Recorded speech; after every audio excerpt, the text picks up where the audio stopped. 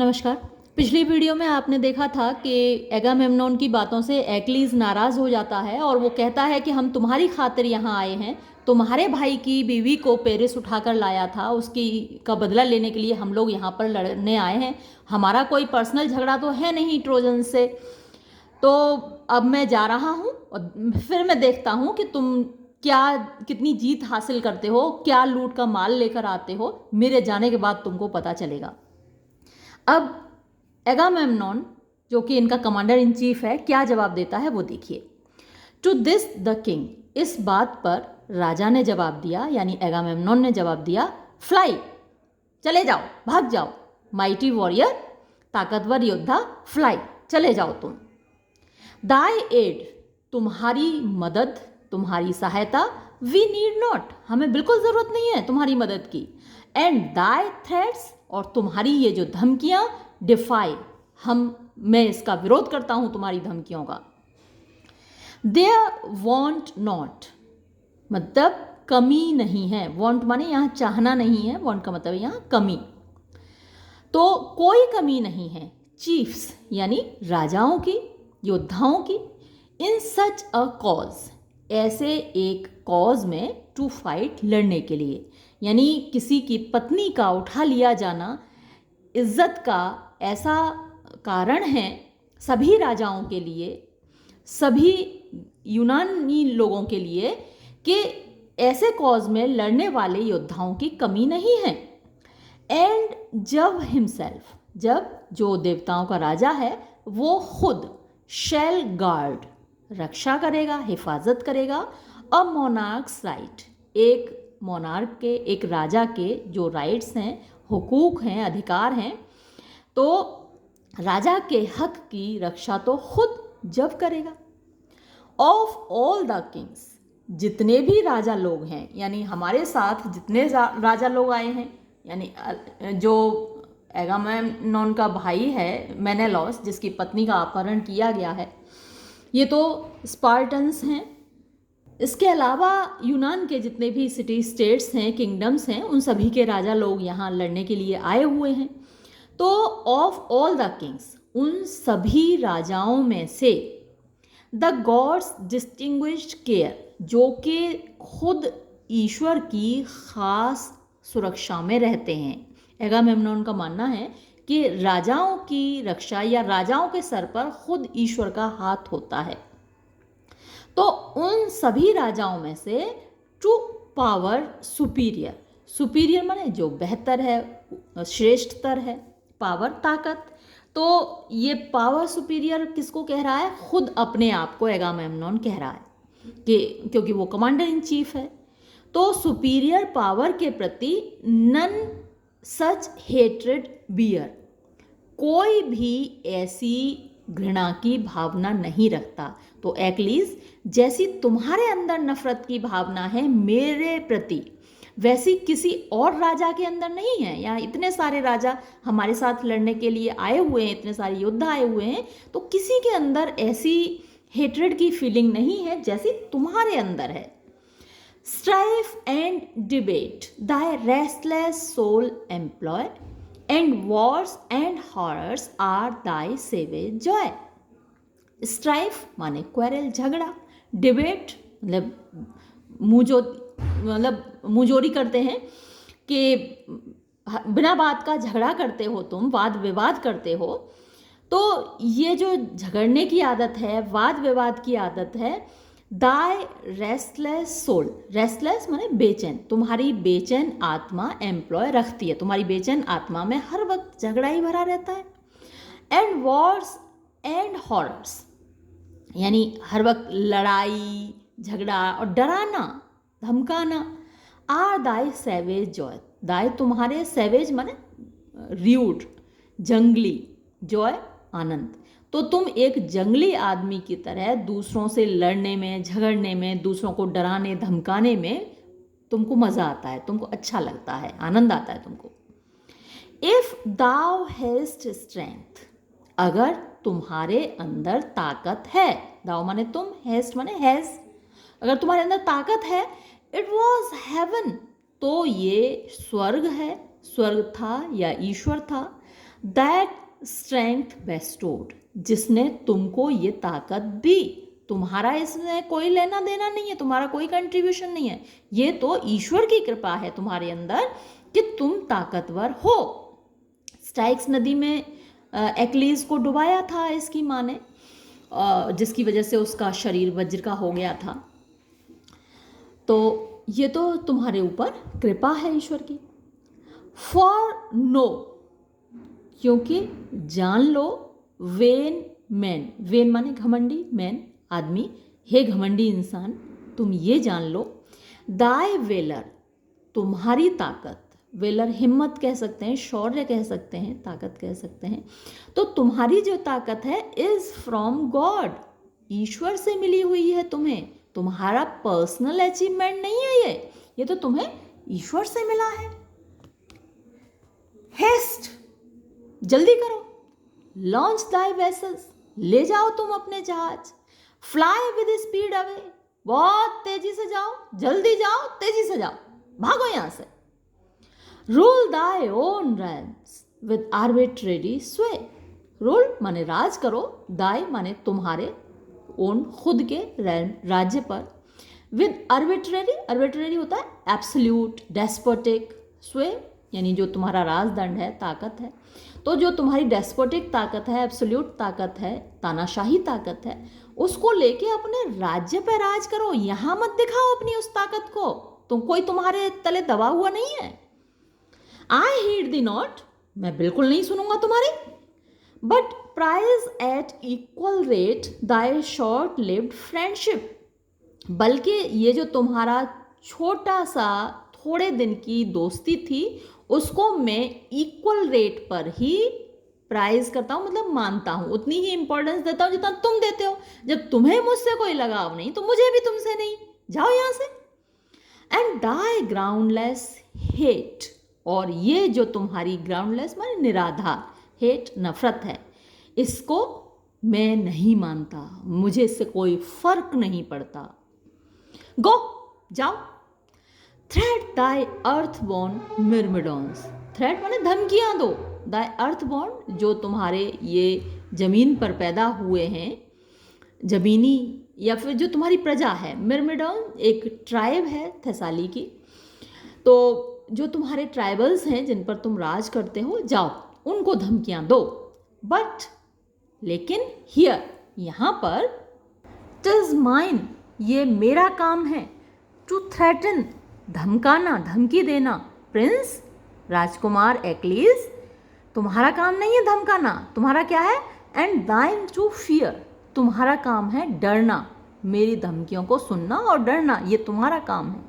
No, जान लो, if the god the beauteous dame demand, if the god, अगर देवताओं को, भगवान को, द ब्यूटियस डेम, जो खूबसूरत लड़की है, डिमांड माने चाहिए, अगर वो मांग रहे हैं, तो ये ब्यूटियस डेम कौन है, क्रिसीस, जो कि एगामेम्नोन का वॉर प्राइज है, तो अगर वो उसको मांग रहे हैं तो माय बार्क, मेरी नाव, मेरा जहाज, शैल वेफ्ट हर, उसको लेकर जाएगा, टू हर नेटिव लैंड, जो उसकी जन्मभूमि है वहाँ लेकर जाएगा। बट देन, लेकिन उसके बाद, प्रिपेयर, तैयार रहना, इम्पीरियस प्रिंस, यानी तुम शाही राजकुमार, घमंडी राजकुमार, लड़ाके राजकुमार, तैयार रहना, prepare. Fierce as thou art, तुम भाई बहुत भयानक हो, तुम बहुत ताकतवर हो, बहुत बहादुर हो, लेकिन तुम तैयार रहना, किस काम के लिए, टू यील्ड माने सरेंडर करने के लिए, दाई कैप्टिव फेयर, जो तुम्हारी गुलाम लड़की है ना, तो लड़कियों को जो लूट लेते थे ये, तो उनको गुलाम बना लेते थे, तो तुम्हारी जो गुलाम लड़की यानी कि ब्रिसीस है, उसको सरेंडर करने के लिए, उसे मुझको देने के लिए फिर तुम तैयार रहना। इवन इन दाई टेंट, तुम्हारे टेंट में ही, आई विल सीज, आकर मैं उठाऊंगा, द ब्लूमिंग प्राइज, ब्लूमिंग माने खिलता हुआ, प्राइज वही लड़की, तो उसकी युवावस्था चढ़ रही है, चढ़ती हुई युवावस्था है उसकी, तो ब्लूमिंग प्राइज, तो उस खूबसूरत लड़की को तुम्हारे टेंट में आकर ही मैं उठाऊंगा। दाई लव्ड ब्रिसीस, तुम्हारी जो प्रिय ब्रिसीस है, विद द रेडियंट आइज, उसकी चमकती हुई आंखें, खूबसूरत आंखों वाली, मतवाली आंखों वाली ब्रिसीस को मैं तुम्हारे टेंट से आकर उठाऊंगा। Hence shalt thou prove my might and curse the hour thou stoodest a rival of imperial power. Hence, उस वक्त, shalt thou prove, तुम खुद साबित करोगे, तुम खुद समझोगे, my might, मेरी ताकत को, and curse the hour, और उस घड़ी को तुम कोसोगे, उस मोमेंट को तुम गाली दोगे, जिस पल दाव स्टूडेस्ट, तुम खड़े हुए थे, अ राइवल, एक राइवल बनकर, एक प्रतिद्वंदी बनकर, ऑफ इम्पीरियल पावर, इस राजशाही ताकत के, यानी मेरे खिलाफ जब तुम खड़े हुए, उस पल को, उस घड़ी को तुम कोसोगे कि खड़ा ही क्यों हुआ, मैं एगामेम्नोन के खिलाफ क्यों खड़ा हुआ, तुम इस पर अफसोस करोगे।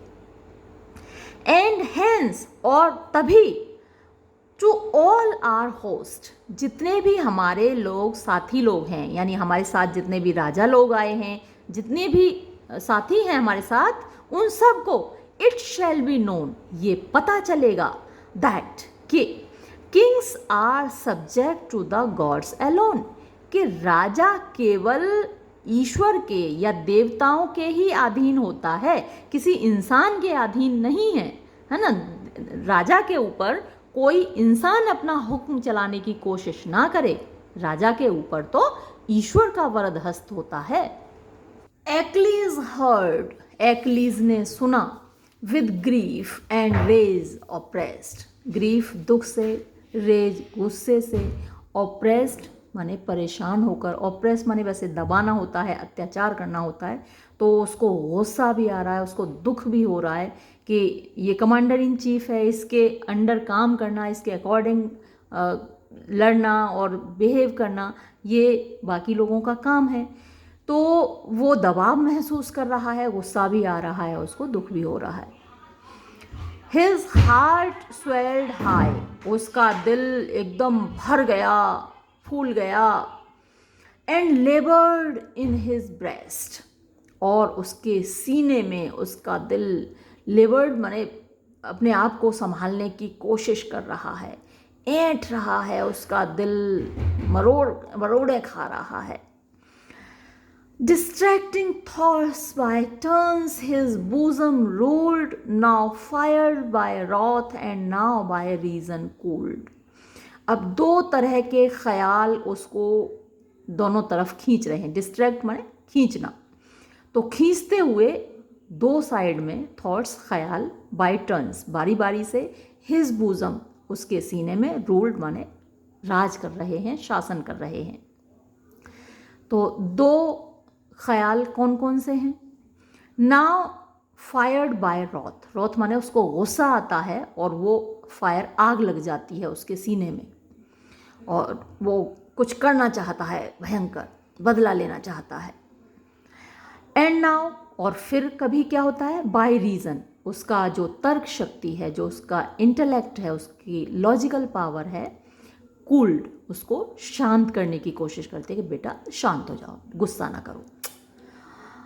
That prompts his hand to draw the deadly sword, force through the Greeks and pierce their haughty lord. That, तो ये दैट किसके लिए आया है? रॉथ के लिए। पहली भावना जो गुस्से की भावना है, प्रॉम्प्ट माने मजबूर करती है, हिज हैंड, उसके हाथ को, टू ड्रॉ, खींचने के लिए, द डेडली सोर्ड, जो खतरनाक तलवार है, खतरनाक तलवार खींचने के लिए गुस्से की भावना उसको मजबूर करती है।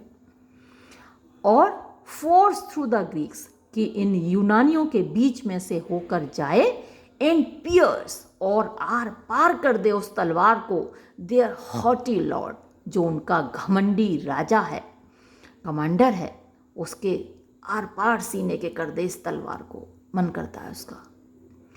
दिस, अब ये दिस किसके लिए आया? रीज़न के लिए, जो उसकी इंटेलेक्चुअल पावर है, लॉजिकल पावर है, तर्क शक्ति है, तो वो क्या करती है, दिस विस्पर्स, फुसफुसाती है, सॉफ्ट, धीरे से, हिज वेंजियंस, के अपने बदले को, टू कंट्रोल, वो नियंत्रण में रखे। बेटा अपने बदले की भावना को कंट्रोल में रखो, गुस्सा नहीं करो, थूक दो गुस्सा। And calm the rising tempest of his soul, and calm, और शांत करती है, ये जो रीजन की भावना है, लॉजिक की भावना है।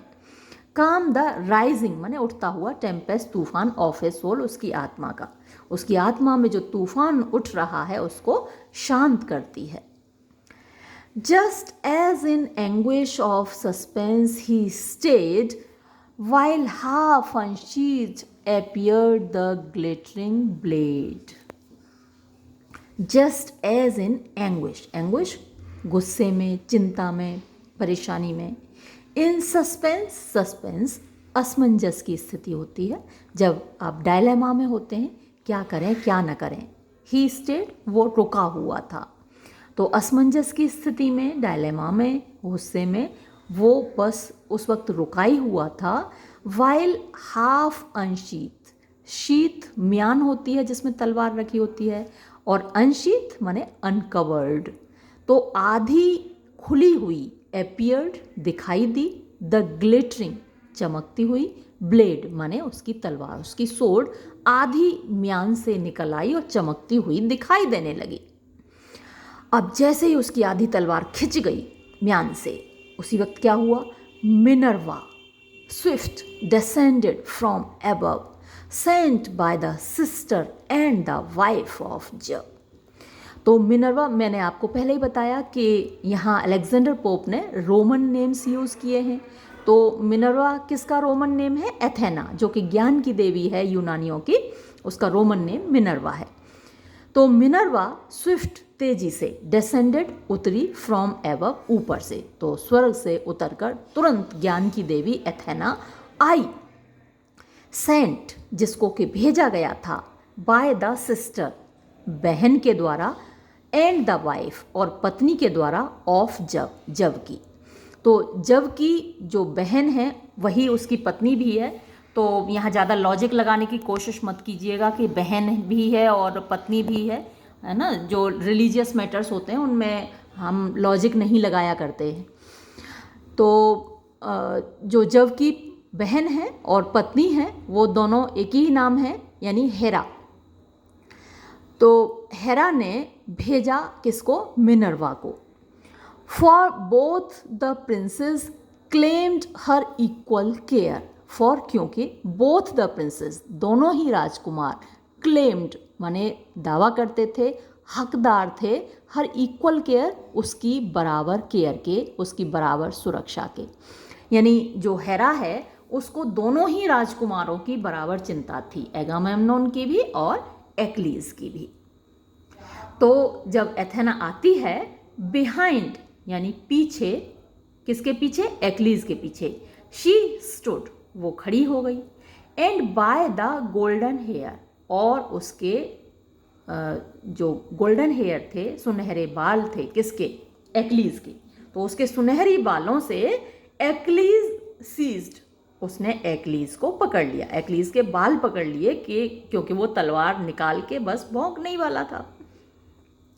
टू हिम अलोन कन्फेस्ड, यानी एथेना ने या मिनर्वा ने केवल उसको सामने ही अपने आप को कन्फेस किया, मतलब रिवील किया। एथेना केवल एक्लीज को दिखाई दे रही थी, एगामेम्नोन को या बाकी लोगों को दिखाई नहीं दे रही थी। अ सेबल क्लाउड, सेबल माने डार्क, पहले भी आ चुका है ये वर्ड। तो एक काले बादल ने कंसील्ड छिपा लिया, हर उसको यानी कि मिनर्वा को, फ्रॉम द रेस्ट बाकी लोगों से।